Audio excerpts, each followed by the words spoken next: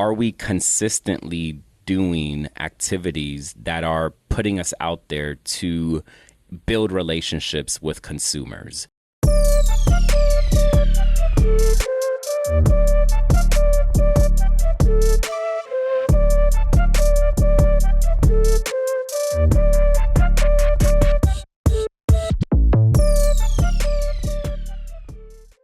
Good morning and welcome to Real Estate First Fridays. I am Louis Fermin, Executive VP here at LPT Realty, and I'm joined by the fabulous Natalie Cox, who's our Senior VP of Broker Operations. Good morning. How are you, Nat? Good morning. How are you? Good. Everything's great. It's another Friday. It's We're another here. Friday. Not Matthew Hodge. You're I sitting know. in his seat. How does it feel? No, I feel a little privileged right now, honestly. Yeah. So Matt's actually traveling to Tennessee for a well-deserved vacation with his wife. So hopefully he enjoys his time. Have fun out there, brother. I know you're tuning in. Yeah. Your week's been great. Gonna hold down. It's been good. I'm wearing my favorite sweatshirt. This is my second time wearing this week because that's the anthem right now. All right. Just to keep going. Keep going. That's right. You got the bullseye going. At the end, and we got to go and hit that bullseye. That's right. Yeah. Cool. Yeah. Well, today we're actually going to be joined by Shonna Ruble, who's an amazing agent with us over in Montana. The subject matter today is going to be staying busy versus being productive. And this is a very important concept because we oftentimes find ourselves in this business handling a lot of things, right? You know, waking up, creating a plan, essentially having a whole bunch of tasks throughout the day. And we get to the conclusion of the day and we're like, man, we did so much. We accomplished so many things. We wake up the next day, we do the same thing. And then weeks go by, months go by, maybe a quarter goes by, and we reflect back on our businesses and we tell ourselves, well, what have we really accomplished? You know, have we just stayed in that busy kind of philosophy? Have we truly been productive? Have we done actions that have moved our business forward in a positive direction? So that's going to be the subject matter for today. Before we bring in Shonna, Natalie, any initial thoughts? Yeah, I mean, we actually brought this up on Tools Tuesday this week, actually. This was, it can happen a lot, right? We try to perfect all the things, our CRM, our website. We have all the best tools, but then actually taking that action that moves us closer to a closing, we kind of have to evaluate, like, is this action, the action I took today, did it take me closer to a real estate closing? Or was it just effort and time? Did it actually produce the outcome, or was it just a lot of effort, right? Yeah, for sure. Love that. So let's go ahead and bring in Shonna. Good morning. Good morning. How are you? I am doing great. How is it up there in Montana? I know you guys have very different weather than us here in Florida.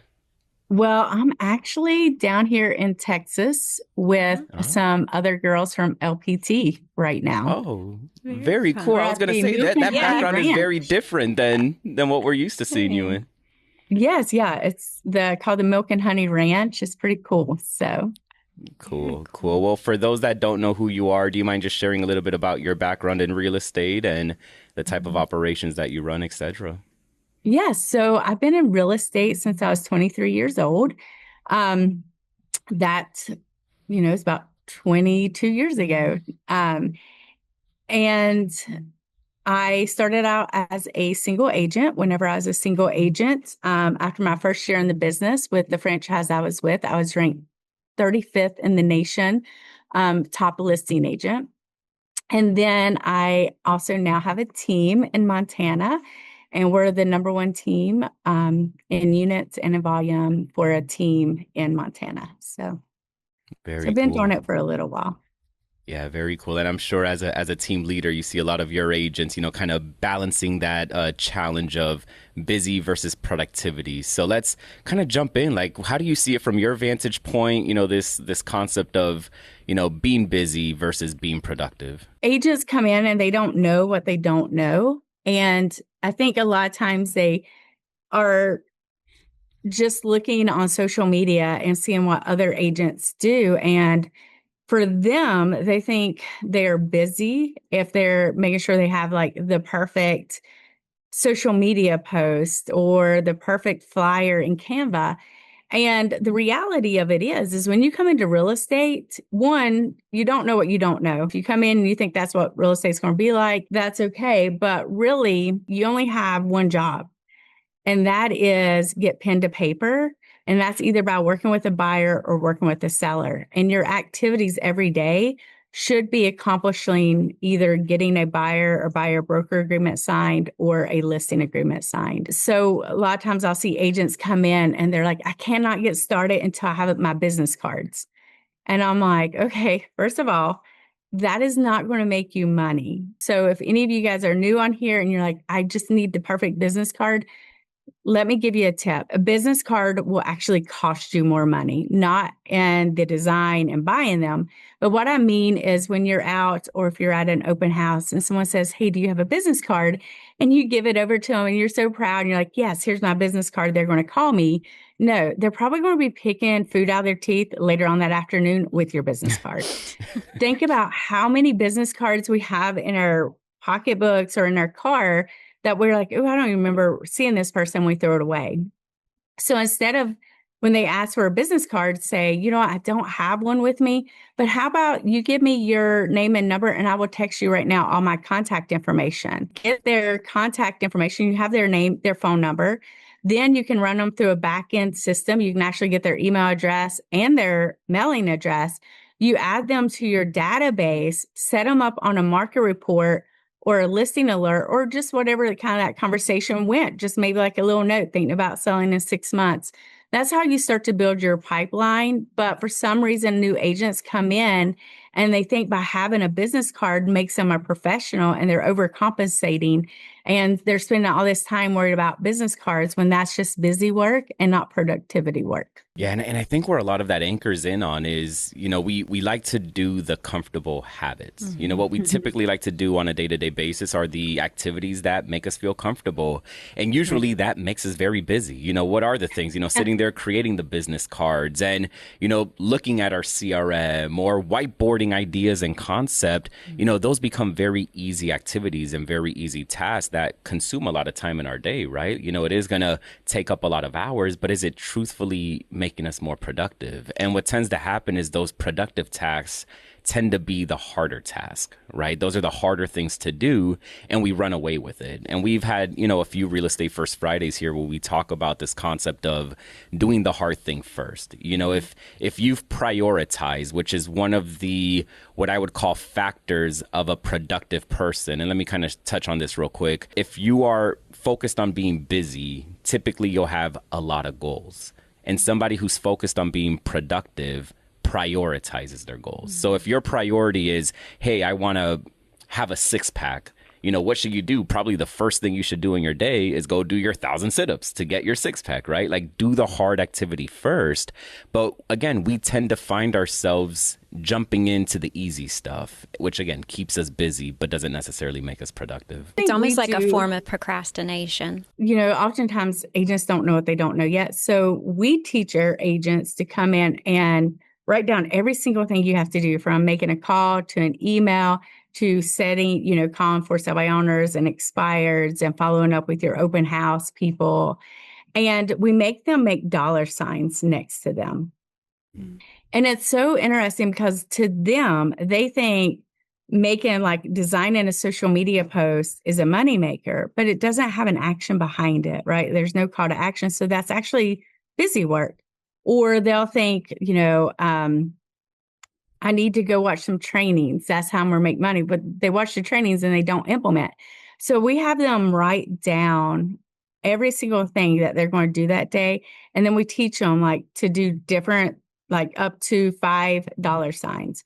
And they have to start out with the 5, 4, 3, 2, 1, and then they can work on the other items. But it just gets them understanding what is actually money-making activities. Yeah, I love that strategy, right? Like you sketch out your day, you do the different activities, you kind of do your T chart, and you kind of figure out which one's on the money side, which one's on the busy side. You were saying something about a form of procrastination. What were you?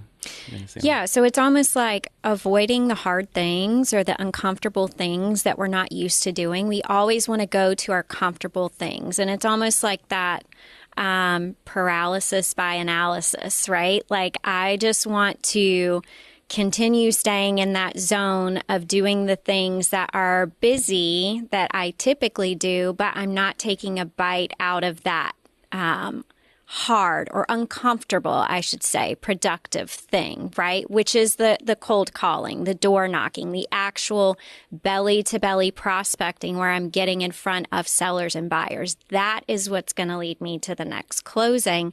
Great point, Shonna. Like we chase after perfection so hard that we render ourselves like we don't take action and we're powerless, right? Because we're not actually taking the actions that matter. We're just thinking and trying to perfect and live in this theoretical type world. So, yeah. Yeah. And sometimes too, chasing that perfection can definitely set you back, not just through time, but through how it lands with who you're trying to interact with, because our consumers see it. If we go into an interaction overly polished, it looks scripted, we feel robotic, we're not going to land the same when we're having those conversations with them. Like, consumers genuinely want somebody who feels organic or gives the perception of being organic versus being robotic. So there's, that chase of perfection causes so much, negativity to your progression, not just with time, but also with the way that it lands with consumers. And it's exhausting also. Yeah. I tell my agents, I'm like, when you come in and you just do busy work all day long and you don't get that win, you go home and you're exhausted and you're like, I worked all day. But in reality, you did not work all day. You did busy work, but you did not do any of the just even a few productivity works that would actually move the needle in your business. Let's talk through some strategies, like some things that, we think that, the audience can implement. We talk through the categorizing your activities throughout the day and creating dollar signs around those activities. What are other ways that we can protect ourselves from falling into that busy trap, rather than, spending that time in your day to be productive? What are some things that we can do to avoid that busy trap? It's a good question. I think first is being aware of what is actually considered money-making activities versus busy work activities. And I think once you have that knowledge, then I think another thing that you need to do is protect your time to get that work done. So as I watch agents, you can see the agents that come in and they're super focused on getting their calls dialed, their follow-up from open houses, or, they're going out at lunchtime to door knock around their open house. They understand what money-making activities are. And then you have the agents who sit in the office all day long watching training videos and never executing. So I think the first step is really identifying what is money-making activities. Because if nobody really sits down and have that conversation with you, if you've not done your research, then it is easy to convince yourself that organizing your CRM is a money-making activity when actually it's just calling the people in your CRM is the money-making activity. And that's a great point, right? Because we do, find ourselves sometimes when things get busy, focusing in on the things that we need to do, right? Like to maintain, to, get it across the finish line, things like when we're under contract and having to, spend all this time with inspection issues and appraisal issues. But if we look at the root of our business, where at the foundation, like fundamentally, where is that place that creates the opportunities for the dollars? It comes from the relationship building aspect of our business. 100%. So then the question becomes, are we consistently doing activities that are putting us out there to build relationships with consumers? So I saw a question there by Patrick in the chat, like, what are some examples of productive activities? In real estate, again, what are the activities that gets us belly to belly with people? We have a lot of these categories. Do we have our plan of attack for open houses, right? Are we spending time figuring out what is that open house game plan and what is that open house rule book that's going to put us in the best position when we are time or ready to host that open house? Are we doing the door knocking activities and going out and trying to create awareness to drive the interactions with the consumers? Are we going through our database and trying to focus on scheduling at least one belly to belly meeting with someone who may not be ready to buy or sell a house, but we're putting ourselves out there? Like one of the things that we used to do back in the day was like we made it a point and it was a non-negotiable for us to at least have one coffee and one lunch with a consumer who is not in the process of buying or selling a house today, but just to put ourselves out there. Are we building relationships with other agents? Again, a relationship-based business. Are we putting ourselves out there with our fellow LPT agents? Like there are so many categories of things that are what I would call productive activities. And yes, there's the maintenance piece and the setup piece that comes before we get to those productive activities. But we got to get to the place where we're doing that hard thing. We're doing the door knock. We're sitting at the open house. We're setting up the open house. We're meeting with other agents. We're meeting with consumers. We're making those phone calls. Those tend to be the things and the activities that we run away from. Yeah. 100%. It's the conversations, right? So like if I'm a brand new agent and it's day one for me, I am doing two things. I'm getting my sample power pack, and I'm probably going to order a prospecting power pack or contact an agent I can host an open house for, right? So maybe I don't have a listing, but I can still put myself out there with a prospecting pack or by hosting an open house for another agent. And I am going to put sweat equity, boots on the ground, right? In door knocking and having one-on-one conversations about the fact that I'm a real estate agent. I would start in your community even, right? Everyone in your community, in your immediate area, you are the expert of that area. You become a student of that. And it's not so much the stats, that's a part of it, but people want things of value that matter to them. Like, hey, I'm really trying to get my kid into this school. Oh, well, I have a contact there. I can help you with that. Like it's the day-to-day value we can bring to those conversations, getting into that neighborhood, maybe even yours, and just letting people know who you are and adding value and service, right? One of the things we talked about this week was it's almost summer, right? Take a list of summer activities that people can plug into with their kids, knock door to door. Hey, I just wanted to provide this to you and your family. Again, conversations. I'm having as many conversations face to face as possible. I agree with that 100%. I actually made notes on that, just so you know, to go back and just remind my team of that, just giving everybody a list of like summer activities that you have going on, or we have going on in our community. So that was a great takeaway. Yeah, it's so funny because we pull nuggets from ourselves in these Real Estate First Friday sometimes, hearing the different vantage points. So, another area too that we need to focus on is, okay, so we've identified that we can't just stay busy. We need to be productive. We understand what are some of these productive activities that we could do. The final piece of the puzzle is making sure that we're constantly checking in on this, right? And this applies to any aspect of our businesses. Like, is our business moving in the direction that we want it to move? And are we carving out that time to reflect back on our businesses? And when it comes from busy and productive activities, this is something that you can do as you're concluding your day. Like, what did I do today? What were the things that I did today?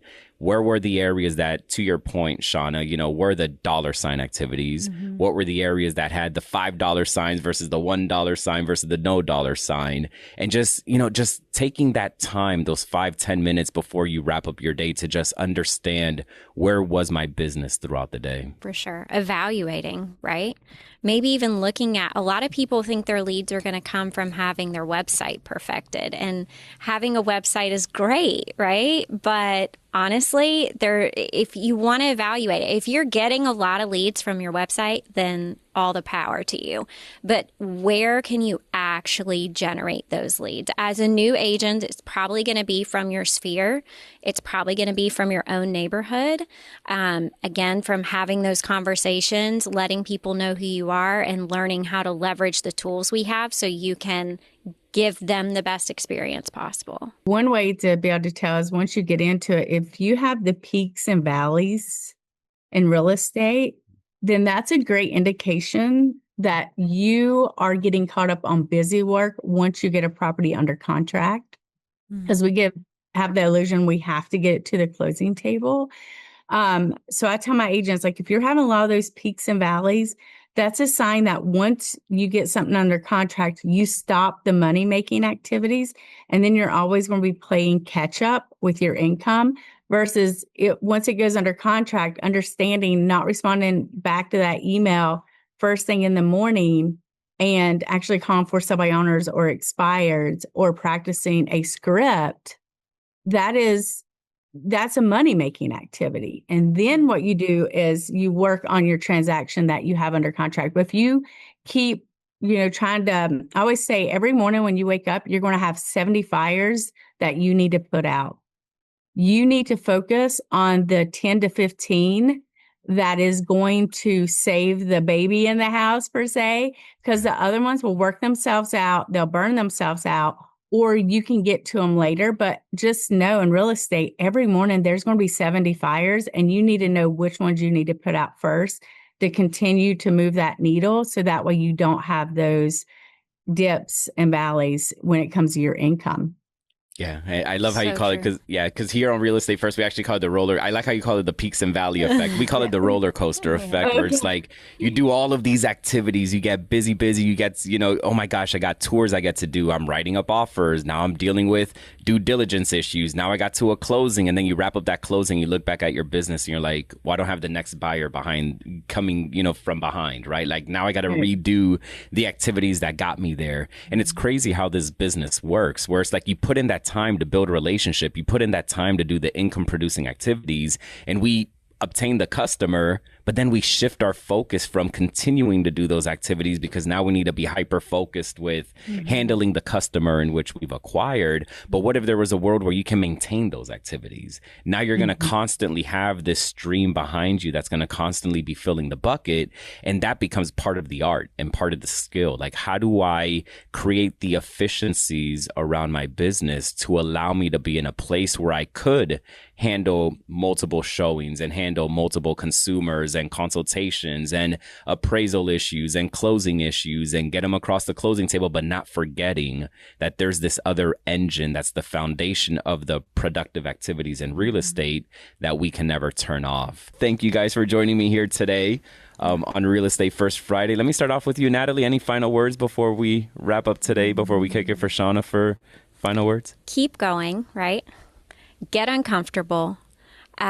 Do something, maybe challenge yourself, and that going into the weekend and to next week, do something you haven't done before. Like Lewis was saying, something maybe uncomfortable, maybe you don't like door knocking, or when you go to a networking event, challenge yourself to call like 5 people that you met, right? Not just collect business cards, like Shonna said.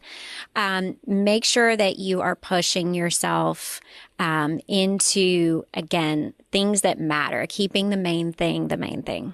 Just do the hard stuff first and make a list and realize and ask yourself, am I doing the productivity work or money-making activities first in the mornings? Awesome. Well, thank you guys again for joining us this week on Real Estate First Friday. As you heard, go out there and do the hard thing, get uncomfortable. Those hard activities, it's what's going to push the needle forward. It's going to make you more productive as an agent. Really evaluate this concept of busy versus productivity. If you're sitting there analyzing your business and saying, hey, I've been very busy recently, I've been feeling overwhelmed, there's probably a lot of that unnecessary productivity work that's going into your mix. So be focused on that, do the hard thing, and we'll see you next week on Real Estate First Friday. Thank you guys. Yeah, thank you.